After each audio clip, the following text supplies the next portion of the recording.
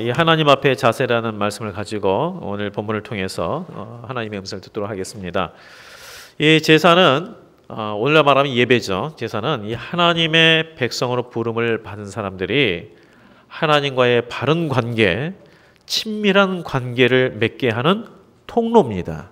제사는 우리에게 어떤 번거로움 이게 아니고, 이 제사는 하나님과 우리의 바른 관계를 맺게 하는, 친밀한 관계를 맺게 하는 통로다. 항상 이것을 생각하셔야 돼요. 그래서 이 예배, 이 제사를 통해 하나님과 끊임없는 만남을 갖고, 그리고 지은 죄에 대해서는 용서함을 받고 회복을 얻습니다. 그리고 제사에서 중요한 부분은 오늘 보면 거룩함, 구별됨이라는 것을 알 수 있습니다. 이게 레위기에서 보면 핵심이 딱 단어가 나오는데, 이게 뭐냐면 거룩이라는 단어거든요. 이 구별됨이라는 단어예요. 그래서 우리에게 계속해서 이러한 제사나 이런 말씀을 통해서 강조하신 것은 너희가 구별된 삶을 살아라. 우리는 세상에서 분리된 삶을 살면 안 됩니다. 따로 떨어져 사는 게 아니라 같이 사는데 뭔가 다른 구별된 삶을 살아라. 바로 이게 뭐예요? 거룩이다. 구별됨이 거룩이다. 그리고 오늘 우리에게 말씀한 게 뭐냐면 꺼지지 않는 불, 이걸 뭐냐면 바로 계속되는 예배의 삶을 살 것을 말씀하고 있습니다. 이 번제 같은 경우에는요, 이 절기나 안식일에 따라서 드리는 특별 번제가 있고요. 그리고 매일 아침 저녁으로 드리는 상번제가 있습니다. 상번제, 아침 조속으로 드리는 그런 상번제가 있어요. 이게 뭐냐면 아침 조속으로 드린다는 게 뭐냐, 하나님을 향한 그 충성, 헌신, 이걸 의미해요. 이 섬김이 어느 특정한 날이 아니라 날마다 아침 저녁으로 날마다 하나님의 은혜에 감사하여 하나님 앞에 섬김으로 드리는 그런 표현, 이게 상번제예요. 바로 이것이 예배자의 자세입니다. 어느 특별한 절기 때만이 아니라, 어느 주일날만이 아니라 우리의 매일매일 삶 속에서 하나님 앞에 더 가까이 나아가려는 자세, 바로 이게 바로 예배자의 자세다. 이걸 말씀하고 있는 거예요. 상번제를 드리면서 불이 꺼지지 않게 해라. 우리는 죄와 사망에서 구원받았을 뿐 아니라 하나님의 자녀로 부름을 받았고요. 또 하나님의 영광을 위해서 일할 직분자가 되었습니다. 사실 우리가 직분자가 된다는 것은 큰 은혜죠. 우리가 하나님을 위해서 봉사한다라고 이렇게 생각하는 그 생각을 바꾸셔야 돼요. 우리가 하나님을 위해서 봉사하는 거 아니에요. 사실 우리가 없어도 하나님은 전능하신 분이기 때문에 모든 일을 다 하실 수 있어요. 근데 우리를 하나님께서 직분자로 본 것은 하나님의 귀한 일에 참여케 하시는 은혜예요. 내가 봉사하는 게 아니라 내가 직분을 맡은 것은 하나님께서 하나님의 위해서 우리를 참여하도록 기회를 주신 거다. 항상 이런 생각을 가지셔야 돼요. 이게 뭡니까? 그게 헌신된 자세예요. 그래서 이러한 이 직분, 이 부분들은 때때로는 우리의 이제 삶에 어려운 일이 있고 힘든 것이 있지만 그 자세는, 하나님을 향한 이 섬김의 자세는 변치 않아야 된다. 그래서 지속적으로 이 상번제, 불이 꺼지지 않게 하라는 이 부분은 지속적으로 하나님을 향한 우리의 마음이 향해야 된다. 이것을 말씀하고 있습니다. 그리고 아까 말했던 이 구별된 삶에 대한 부분이 나와요. 여기서는 이제 제사장에 대한 부분인데요. 세마포 긴 옷을 제사장들이 이제 직무 복장으로 입었어요. 이것은 이제 제사장들의 신분을 나타내는 데 목적이 있는 것이 아니라 하나님 앞에서의 구별됨을 강조하는 것입니다.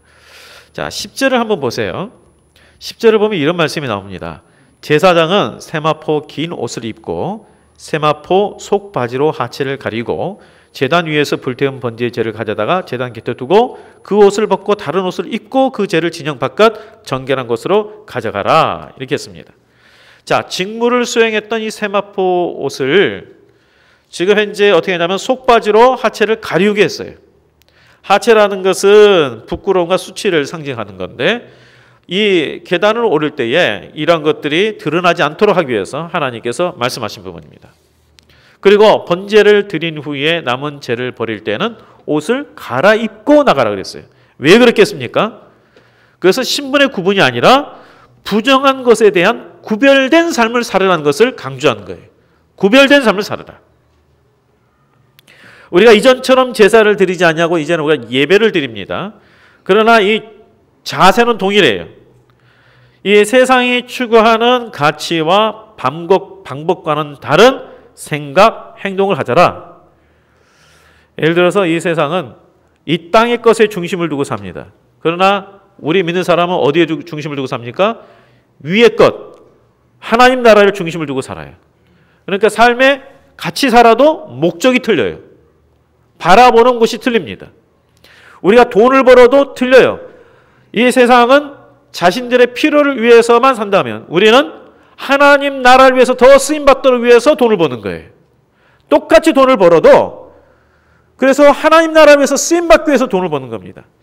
우리 성도님들이 좀 가끔가다 잘못 착각하는 부분이 하나 있는데 믿는 사람들은 청빈해야 된다고 생각하는 게 잘못된 생각이 있어요. 청렴해야지 청빈이 아니에요. 청렴은 뭐냐?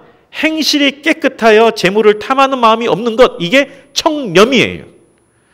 근데 청빈은 뭐냐? 그런 마음이 있기 때문에 가난해진 것, 이게 청빈이에요. 시대에 따라서 그리고 이 핍박의 상황에 따라서 우리가 청렴하게 살 때 청빈이 될 수도 있고, 그러나 성경에서 보면 청렴이에요. 그래서 그러한 깨끗한 마음을 갖고 사는 사람에게 하나님 복을 주셔서 부자가 된 경우가 있어요. 청부가 있어요. 그렇기 때문에 우리에게 원하는 건 청렴이에요. 그래서 하나님께서 그런 자세가 된 자에게는 청부가 되게 하시고 우리가 상황에 따라 핍박이 있을 때는 청빈이 되기도 해요. 중요한 것은 이러한 하나님 중심의 마음을 갖고 일을 해도 하나님의 영광을 위해, 우리의 가정에서 자녀를 우리가 양육할 때도 이 자녀들이 하나님의 영광을 위해 이러한 목적을 가지고 우리가 일하는 것이죠. 바로 이러한 추구하는 게 틀려요. 그리고 방법도 이 세상은 자기들의 경험을 의지하고 나가죠. 그러나 우리 믿는 성도들은 내 경험보다도 하나님의 인도하심을 구하면서 나갑니다. 이게 다른 거예요. 내가 분명히 아는 부분이지만 그래도 이 순간에 또 하나님께서 어떻게 또한 말씀하실지 기도하며 인도함을 받죠. 이것이 바로 하나님이 원하시는 거룩한 산제사예요. 순간순간 하나님 중심으로 우리가 살려고 노력하고 하나님의 방법으로 하려고 노력하는 이 자세가 바로 이것이 하나님이 원하시는 산제사다. 그리고 하나님 앞에 우리가 섬김을 삶을 살 때에 결코 넣지 말아야 할 것이 있는데 16절에서 17절에 반복해서 하신 말씀이 뭐였냐면 뭘 넣지 말라고 되어 있습니까? 단어가 나오죠. 누룩을 넣지 마라. 누룩을 넣지 말고 17절 그것에 누룩을 넣어 굽지 말라. 두 번이나 강조가 되어 있어요. 이 소제, 이건 본문에 이제 소제가 나오는데요. 소제라는 것은 헌신제입니다. 헌신제.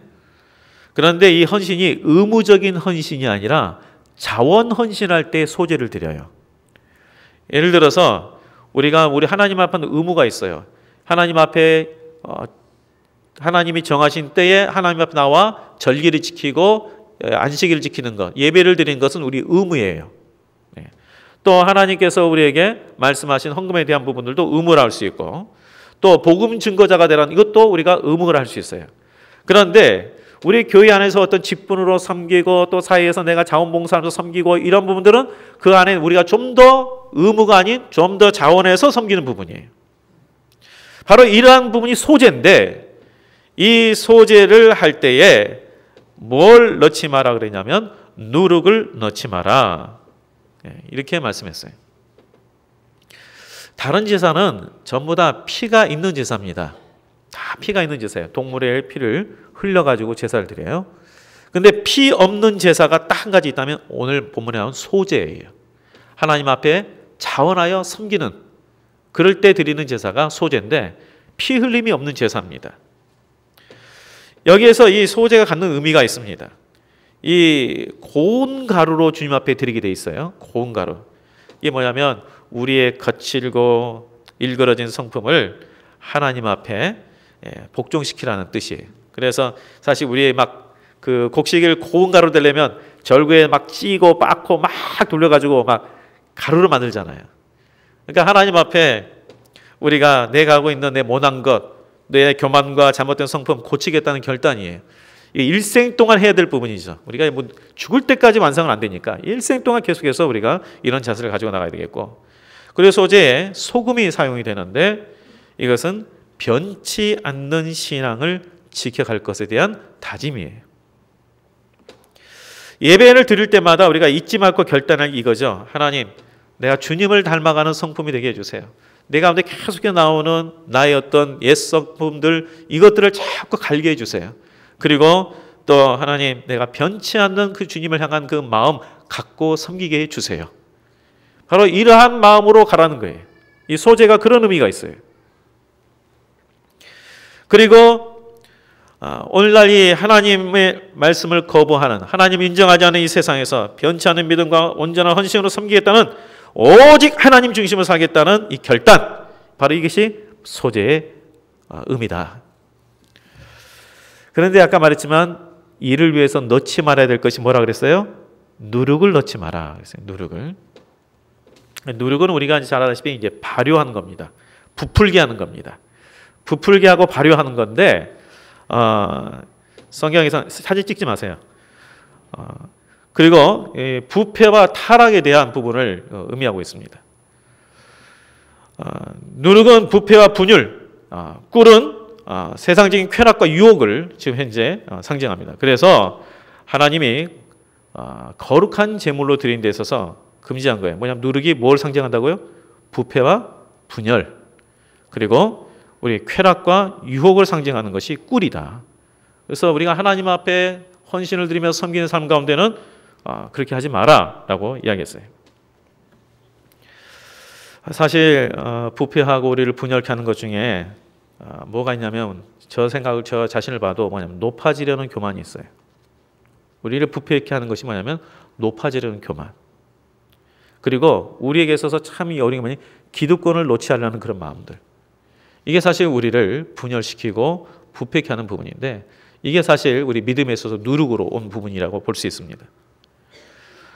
또 우리가 이 구별된 삶을 살아야 될 것 중에 하나님의 주권을 인정하면서 항상 살아야 된다. 우리 교회의 주인은 누굽니까? 교회의 주인은 누구죠? 예, 하나님이 주인 돼야 되죠. 그렇죠?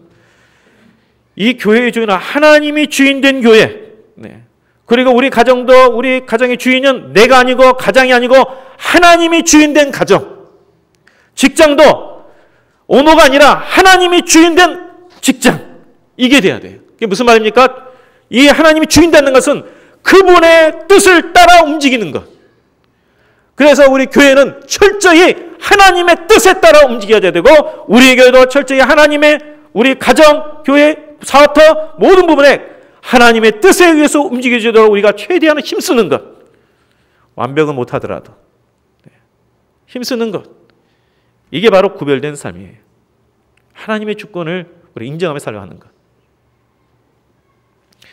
우리 성도님들, 내 자신의 거친 것들을 말씀과 성령의 역사로 가루처럼 계속해서 갈아야 합니다. 이것이 바로 소재의 의미입니다. 그리고 이러한 하나님의 이미 주신 은혜에 감격하여서 우리 자신을 소재로 드려지는 그런 삶이 되시길 축복합니다. 그래서 아까 처음에 이제 예배의 삶과 더불어서 하나님과 친밀한 관계를 계속 맺어야 되는데, 12절 말씀을 한번 보시기 바랍니다. 같이 한번 12절 말씀 있습니다. 자, 시작. 제단 위에 불은 항상 피워 꺼지지 않게 할지니 제사장은 아침마다 나무를 그 위에서 태우고 번제물을 그 위에 버려놓고 화목제의 기름을 그 위에서 불사를 지며. 자, 여기에 보시면은요, 제단 위에 불은 항상 피워 꺼지지 않게 할지니 그랬어요. 제단 위에 불은 절대 꺼지면 안 돼요. 항상 불을 펴야 된다. 이것은 이제 예배하고 연결된다면 우리의 삶의 예배는 중단되지 않아야 된다. 계속해서 하나님과의 친밀한 관계를 계속해서 맺어야 된다. 이렇게 볼 수 있습니다. 우리가 이 예배라는 그 전체적으로 모여서 예배라는 이 형태로 드리는 것은 뭐 일주일에 몇 번 안 됩니다만, 그러나 우리가 매일매일 삶 속에서 내가 개인적으로 하나님 말씀을 읽거나 묵상을 하거나 기도를 하거나 이 모든 것이 우리의 예배의 한 형태입니다. 그래서 이것이 꺼지지 않아야 된다. 하나님과 친밀한 관계를 지속적으로 맺어야 된다. 우리가 봉사 이전에, 섬김 이전에 이 예배가 되어야 된다는 게 이거예요. 우리가 하나님으로부터 계속 친밀한 관계를 맺으면서 섬겨야지, 이것이 없이 섬기게 되면은 어떻게 됩니까? 하나님의 뜻이 그 가운데서 실현되지 않습니다. 내 뜻은 실현될 수 있어도. 우리의 믿음의 힘이 어디서 오느냐? 무엇보다도 하나님을 예배하면서 옵니다. 예배하면서, 예배를 통해서 옵니다. 그리고 아까 좀 더 구체적으로 말하면 하나님과의 친밀한 관계를 통해서 우리의 믿음의 힘이 옵니다. 이것은 꺼지지 않아야 되는 거예요. 꺼지면 안 돼요. 그래서 제단 위에 불은 항상 피워 꺼지지 않게 해라. 13절에도 불은 끊임없이 제단 위에 피워 꺼지지 않게 할지라 강조를 했어요. 하나님 앞에 드리는 우리의 이 섬김의 삶은 하나님과 관계에서 꺼지지 않는 불, 지속적인 친밀한 관계 돼야 된다. 그렇기 때문에 우리가 교회에서는 계속 강조한 두 가지 있잖아요. 말씀, 기도.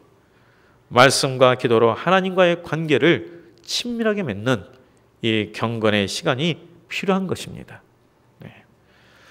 이는 불이 끊임없이 제단 위에서 꺼지지 않는 것과 동일한 부분입니다. 그러므로 오늘 이 말씀을 통해서 우리 모두가 하나님을 예배하는 자로 서서 하나님과 친밀한 관계를 맺고 믿음과 헌신을 지키는 그런 성도가 되시기를 주의 이름으로 축복드립니다.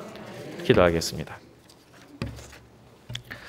하나님 아버지, 하나님 앞에 우리가 참 못난 것들이 많고 참 부끄러운 것들이 참 많습니다. 그럴 때마다 주님께서 우리 자신을 소재로 갈아주셔서 고운 가루가 되어 하나님이 기뻐 받으시는 제물이 되게 하여 주옵시며, 또한 하나님 아버지, 우리의 삶 속에서 하나님과 친밀한 관계, 예배를 통한 하나님의 그 감격과 은혜를 결코 포기하거나 놓치지 않게 하여 주셔서 오직 하나님이 공급하신 힘으로 섬기며 살아가는 우리 모두가 되게 하여 주시옵소서. 모든 것 주께 의탁하고 예수님 이름으로 기도합나이다. 아멘.